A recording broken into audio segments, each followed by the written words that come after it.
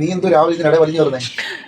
ഞാൻ നമ്മുടെ പനിക്കൂർക്ക ഇല്ലേ, ദേ പനിക്കൂർക്ക പറിക്കാനാ. രാവിലെ ഇച്ചിരി വെള്ളം തിളപ്പിക്കാന്ന് വിചാരിച്ചു. മഴയൊക്കെ ആയി തുടങ്ങിയില്ലേ, അപ്പോൾ എല്ലാവർക്കും ദേ ഒരു ജലദോഷം പോലൊക്കെ, അപ്പം നമ്മൾ ഒരു കഞ്ചഷൻ.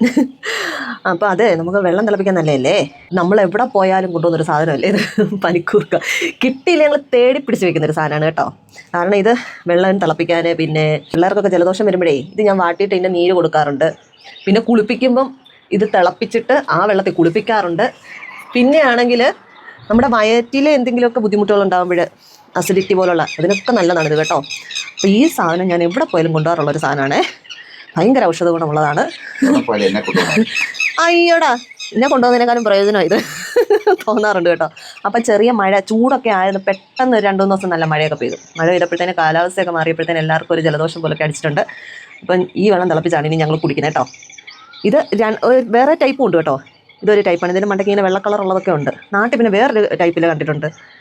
ഇവിടെ നഴ്സറിയിലൊക്കെ കിട്ടുന്നത്. അപ്പോൾ ഞങ്ങൾ എപ്പോഴും ഇത് മേടിച്ച് വയ്ക്കും. അപ്പോൾ രാവിലെ എല്ലാവർക്കും ഒരു ഫ്രഷ് ഗുഡ് മോർണിംഗ് ഇരിക്കട്ടെ.